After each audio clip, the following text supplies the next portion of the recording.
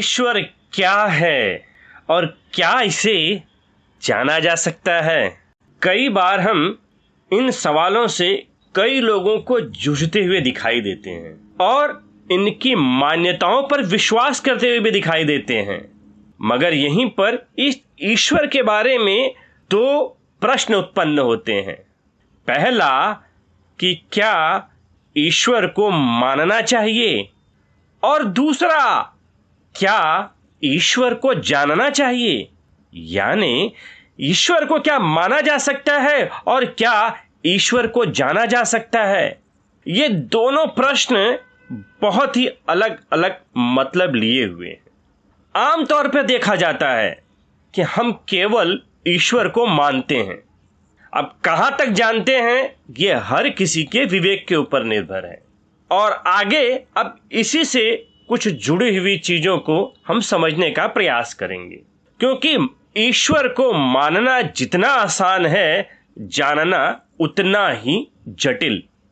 मानने के संदर्भ में केवल उस ईश्वर को आपकी जरूरतें पूरा करने की आवश्यकता होती है, मगर वहीं पर जानने के संदर्भ में यह प्रश्न सबसे जटिल हो जाता है कि आप ईश्वर को कितना जानते हैं।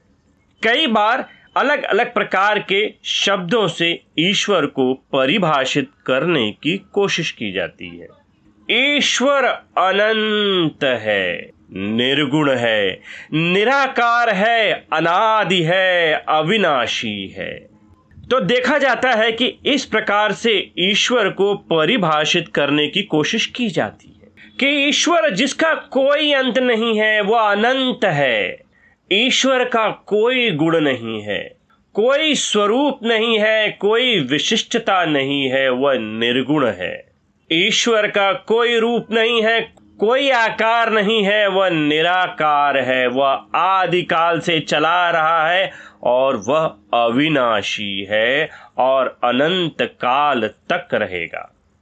या दूसरे शब्दों में कई लोगों को हम इस बात का समर्थन देते हुए देखे जाते हैं कि ईश्वर को बुद्धि से नहीं समझा जा सकता। अब सबसे बड़ा सवाल कि यह ईश्वर का प्रश्न उत्पन्न क्यों होता है और इस ईश्वर को जिस रूप में परिभाषित करने की कोशिश होती है और वास्तविक रूप उसका क्या होता है, यह एक अपने आप में प्रश्न उत्पन्न होता है।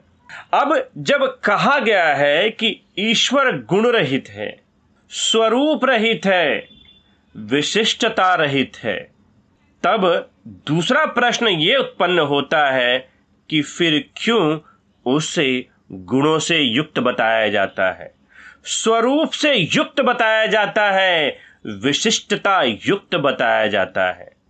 क्यों ईश्वर व्यवहारिक रहता है, क्यों ईश्वर क्रोध करता है, क्यों ईश्वर दया करता है, क्यों ईश्वर मेहरबानी करता है, क्यों ईश्वर कृपा करता है। तो जब ईश्वर को बुद्धि का विषय नहीं बताया गया है, तो फिर क्यों ईश्वर को बुद्धि से परिभाषित करने की कोशिश हो रही है। देखिए, यहां पर समानांतर दो शब्द चलते हैं। ईश्वर बुद्धि की सीमा के बाहर का क्षेत्र है, मगर हम उसे बुद्धि के जरिए परिभाषित करने की कोशिश करते हैं। ईश्वर का कोई गुण नहीं होता है, मगर वह ईश्वर अपनी दया, अपनी मेहरबानी, अपनी कृपा से हमसे संबंध जोड़ता है। तो सवाल ये है कि जब ईश्वर को अनंत, निर्गुण, निराकार, अनादि बताया गया है, तो फिर क्यों उसका प्रस्तुतिकरण होता है। यह अपने आप में बेहद जटिल सवाल है और महत्वपूर्ण प्रश्न भी, क्योंकि यहीं से पूरे एक ईश्वर के रूप का उदय होता है। और यह ईश्वर यहीं नहीं रुकता है। बुद्धि से परिभाषित ना होने वाला ईश्वर यहीं नहीं रुकता है। वह अपने आकार में आता है, वह जगत की कई परिभाषाओं को लेकर आता है, वो हमारी परिभाषा देता है। और इससे जुड़े हुए दो महत्वपूर्ण प्रश्न और उदय होते हैं कि यह जगत क्या है, यह दुनिया क्या है। यह लोक क्या है, इसकी सत्यता क्या है, और दूसरा कि जो ये हमारा अस्तित्व है इसका हमारे मृत्यु के बाद क्या अस्तित्व होगा। उसके बाद यही ईश्वर की धारणा लोकों में परिवर्तित दिखाई देती है। ईश्वर लोकों का स्वामी बन जाता है और अन्य धार्मिक मान्यताओं में यही लोक जन्नत और हेवन का रूप लेते हैं। तो फिर से यहां पर महत्वपूर्ण देखने वाली बात है कि जिस ईश्वर को हमने अव्यक्त शब्दों से संबोधित किया, अव्यक्त विशिष्टताओं से संबोधित किया, वही उसकी अव्यक्तता, वही उसकी अनंतता, वही शब्दों से परे भावार्थ उसका स्वरूप लेता हुआ दिखाई देता है। और ये ईश्वर यहीं पर नहीं रुकता है, इस जगत को भी परिभाषित करता है और हमारे मृत्यु के बाद के जीवन को भी परिभाषित करता है। आत्मा का विचार आता है, स्वर्ग जैसी धारणा का उदय होता है जिसे हम जन्नत और हेवन के भी संदर्भ में समझ सकते हैं, और मोक्ष जैसी बातों का उदय होता है। तो इस प्रकार के प्रश्न बुद्ध के समय में भी पूछे जाते थे और बुद्ध इन सभी प्रश्नों पर बड़ी ही विशेष प्रतिक्रिया करते थे। तो अब एक एक करके देखते हैं कि इन प्रतिक्रियाओं का क्या अर्थ था और बुद्ध वास्तव में इन प्रश्नों के संदर्भ में कहना क्या चाहते थे और उनका आज क्या हम अन्य धर्मों पर प्रभाव होता हुआ देखते हैं। संयुक्त निकाय के अव्याक्त संयुक्त में ये 10 प्रश्न बुद्ध से जो पूछे जाते हैं, सबसे पहले मृत्यु के बाद की क्या अवस्थाएं होती हैं, इससे जुड़े 4 प्रश्न हैं। और बुद्ध से पूछा जाता है कि क्या तथागत मरने के बाद रहते हैं। तथागत का संबोधन यहां पर बुद्ध के लिए किया गया है कि क्या तथागत मरने के बाद रहते हैं। दूसरा प्रश्न, क्या तथागत मरने के बाद नहीं रहते हैं। और तीसरा प्रश्न जो संभावनाओं में है कि क्या तथागत मरने के बाद रहते भी हैं और नहीं भी। और इसके बाद चौथा भी प्रश्न संभावनाओं में है कि क्या तथागत मरने के बाद न रहते हैं और न नहीं रहते हैं। तो ये 4 प्रश्न मृत्यु के बाद की अवस्थाओं या अस्तित्व के संदर्भ में पूछे गए हैं। इसके बाद अगले 4 प्रश्न लोक के बारे में पूछे गए हैं कि यह जो वर्तमान लोक है इसका क्या अस्तित्व है। इसमें 5वां प्रश्न, क्या लोक शाश्वत है, यानी यह लोक सदा के लिए ऐसा ही रहने वाला है। 6ठा, क्या लोक अशाश्वत है या यह लोक समाप्त होने वाला है। 7वां प्रश्न, क्या लोक अंतवान है, जिसका अर्थ है कि क्या यह हम अपने समक्ष जो लोक या दुनिया देख रहे हैं क्या इसका कहीं पर अंत है। और 8वां प्रश्न, क्या लोक अनंत है, यानी जो हम अपने समक्ष इस ब्रह्मांड, इस दुनिया को देख रहे हैं इसका कोई अंत नहीं है। और अंतिम 2 प्रश्न जो हमारे शरीर और जीव से संबंधित हैं, क्या जीव जिसे हम आत्मा के भी संदर्भ में समझ सकते हैं, और अगर हम अब्राहमिक रिलीजन के संदर्भ में भी समझे तो इन प्रश्नों को उनके संदर्भ में भी समझा जा सकता है। क्या जीव और शरीर एक ही है, क्या जीव अन्य है और शरीर अन्य। यहाँ पर अगर हम भारतीय धर्मों की मान्यताओं में और अब्राहमिक रिलीजन की मान्यताओं में, जिसमें यहूदी, ईसाई और इस्लाम मत आते हैं, इन दोनों में एक बहुत ही बड़ा अंतर देखते हैं। वह अंतर यह है कि मृत्यु के बाद के जीवन में या मृत्यु के बाद के अस्तित्व में क्या हमारा शरीर साथ रहेगा। तो भारतीय धर्मों में यह मान्यता है कि यह शरीर मृत्यु के साथ नष्ट हो जाता है और आत्मा जैसी एक अजर अमर मृत्यु के बाद भी अपना अस्तित्व बनाए रखती है। और वहीं पर यहूदी, ईसाई और इस्लाम मत में इस शरीर के बारे में कहा गया है कि परमेश्वर इस शरीर को फिर से पुनर्जीवित करेगा और इस शरीर के साथ में ही हम स्वर्ग या नरक में जाएंगे। तो यहाँ पे अंतिम के जो 2 प्रश्न हैं उनका अर्थ हम इस तरीके से निकाल सकते हैं। तो अब जब ये 10 प्रश्न बुद्ध से पूछे जाते थे तो बुद्ध की एक बड़ी विशेष प्रतिक्रिया होती थी। बुद्ध इन प्रश्नों को अव्याकृत कहते थे, यानी अनिर्वचनीय, व्याकरण सम्मत नहीं, यानी जिसे आप व्यक्त नहीं कर सकते हैं। यानी इन प्रश्नों के उत्तर संभव नहीं है, इन्हें व्यक्त नहीं किया जा सकता है, या इन प्रश्नों के पक्ष या विपक्ष में प्रमाण नहीं जुटाए जा सकते हैं। इन प्रश्नों में किसी भी तरह से इन्हें सत्य या असत्य सिद्ध नहीं किया जा सकता है, या यह परमार्थिक दृष्टि से व्यर्थ हैं। और यही कारण था कि बुद्ध ने इन प्रश्नों के किसी भी अस्तित्व को स्वीकारने से मना कर दिया था।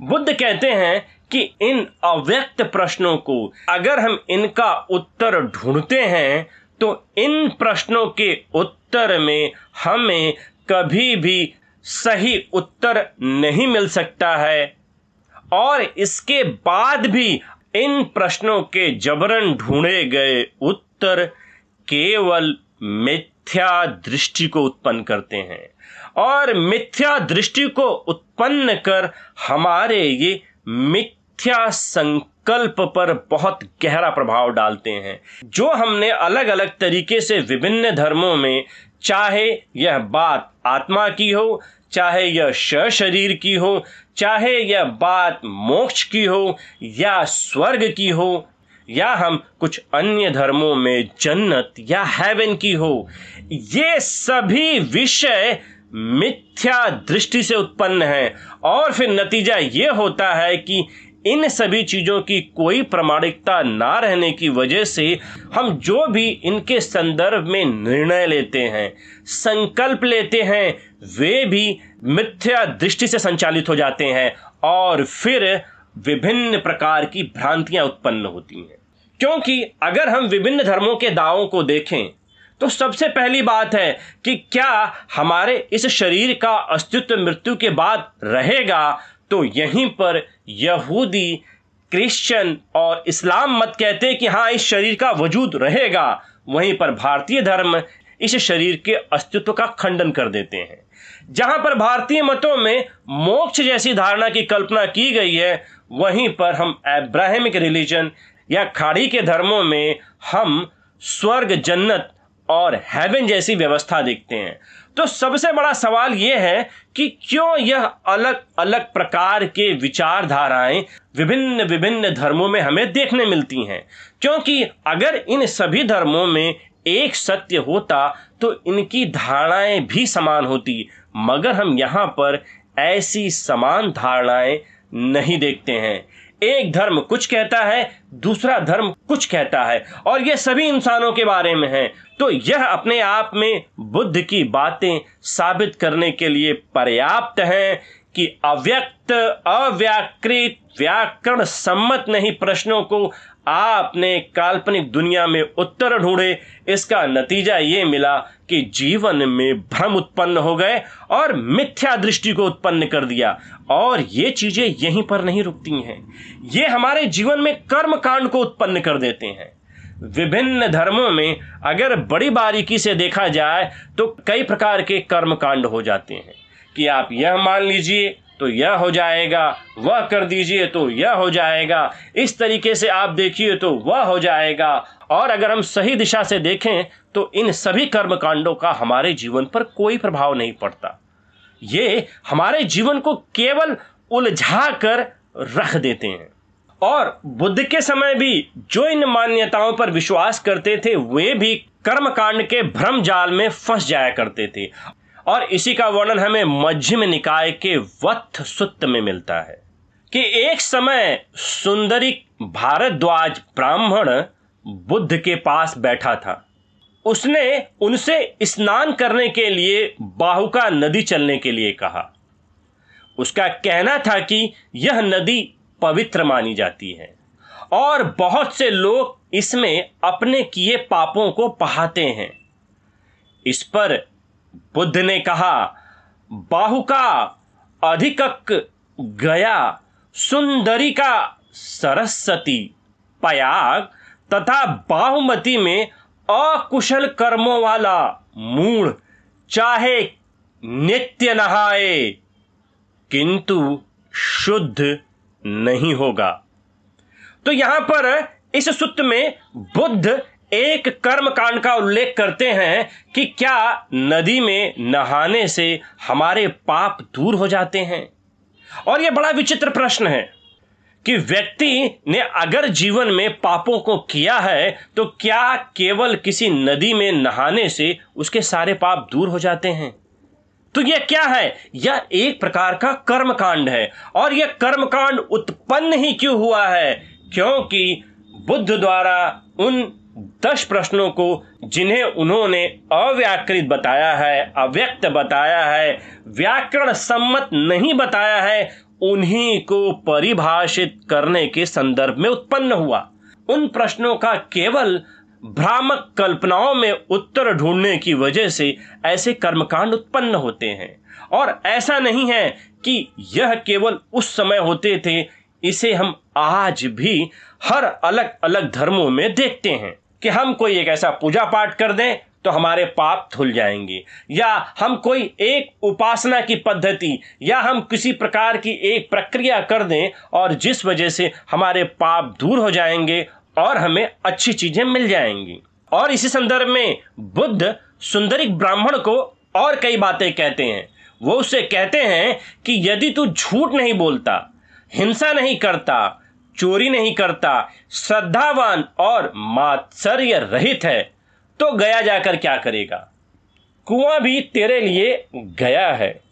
तो बुद्ध यहां पर बड़ी खास बात कहते हैं कि ये जो हमने काल्पनिक दुनिया बनाई है, इनके बारे में चाहे हम कुछ भी कर लें, इनका हमारे जीवन पे कोई प्रभाव नहीं पड़ता, बल्कि हमारे कर्म किस प्रकार के हैं, हमारे विचार किस प्रकार से हैं, उसका ही प्रभाव हमारे केवल जीवन पे पड़ता है। तो इस प्रकार से बुद्ध अव्याकृत प्रश्नों के संदर्भ में उत्पन्न कर्म कांडों का घोर विरोध करते हैं और यह कहते हैं कि यह केवल उस अव्याकृत प्रश्नों को व्याकृत करने के प्रयास में हुआ। और बुद्ध इसे बहुत ही खतरनाक बताते हैं कि जो हम इन प्रश्नों का काल्पनिक उत्तर ढूंढते हैं, ये ऐसे हमारे जीवन में नहीं रहते हैं, ये हमारे जीवन को पूरी तरह से भ्रमित कर बेहद इसे खतरनाक परिस्थिति में ले जाते हैं।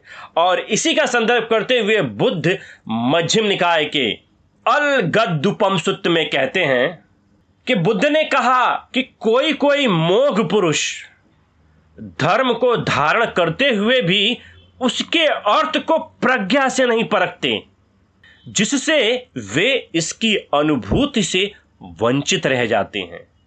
जैसे अलगद सांप की तलाश में घूमता हुआ व्यक्ति एक बड़े सांप को पाले परंतु उसे गलत स्थान से पकड़े, जिससे सांप उसे डस ले और वह मृत्यु अथवा मृत्यु समान दुख को प्राप्त हो जाए, वैसे ही मोघ पुरुष द्वारा दुर्ग्रहित धर्म चिरकाल तक उसके अहित एवं दुख का कारण बना रहता है।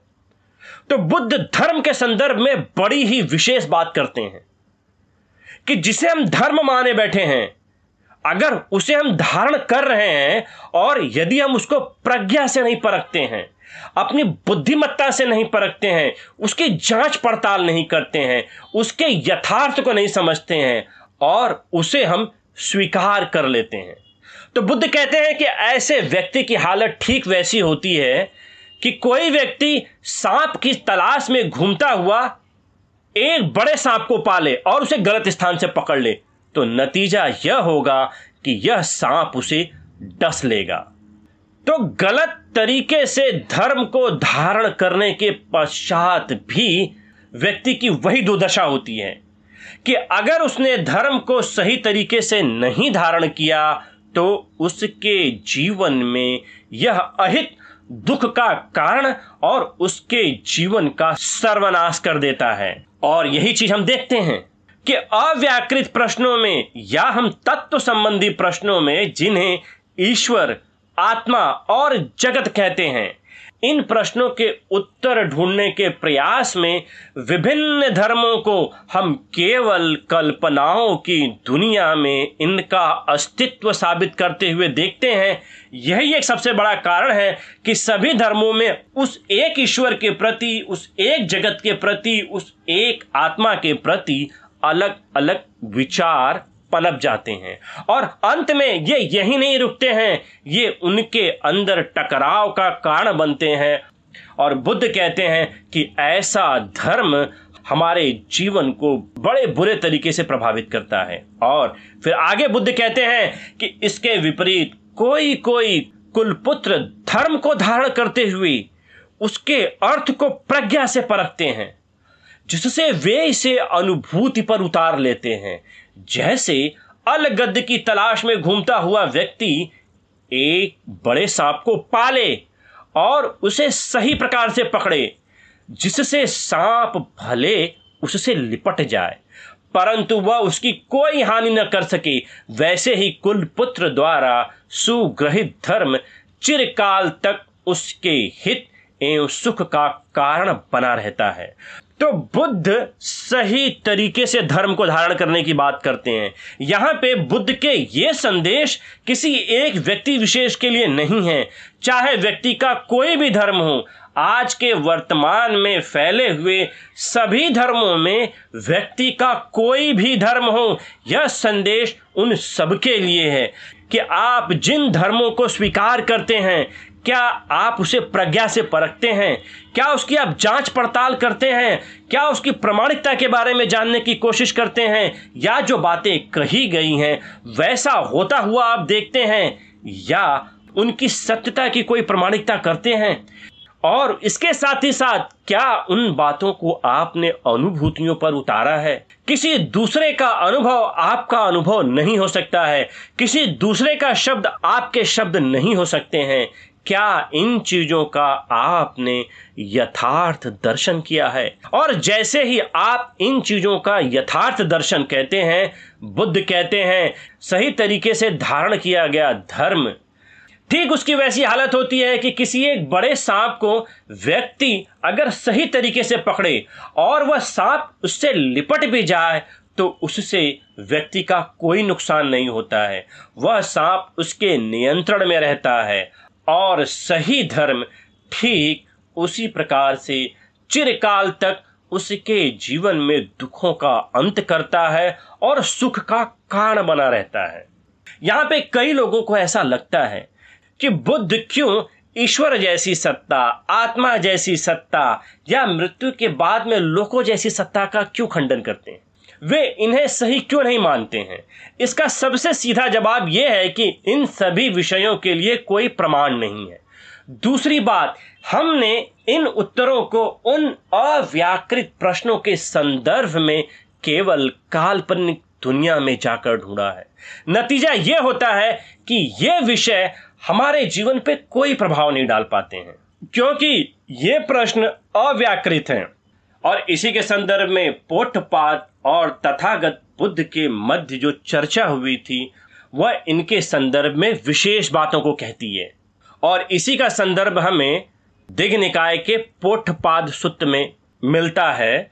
ये जो अव्याकृत प्रश्न हैं, इन प्रश्नों को बुद्ध ने अव्याकृत कहा, क्योंकि ये न तो अर्थ युक्त हैं, न तो धर्म युक्त हैं, न आदि ब्रह्मचर्य के लिए उपरयुक्त, और न ही ये निर्वेद, विराग, निरोध, शांति, अभिज्ञा, संबोधि अथवा निर्वाण के लिए उपयोगी हैं। तो बुद्ध कहते हैं कि इन अव्याकृत प्रश्नों के संदर्भ में पहला नुकसान हमें यह होता है कि ये हमारे जीवन में भ्रम को उत्पन्न करते हैं, और इन भ्रम की वजह से जीवन में कर्म कांड उत्पन्न होते हैं। और वास्तव में अगर हम देखें तो वर्तमान दुनिया में धर्मों की मान्यताओं में कर्म कांड का बहुत बड़ा हिस्सा है कि ईश्वर की दया से, ईश्वर की कृपा से, ईश्वर की मेहरबानी से हम अपने जीवन को बदल सकते हैं।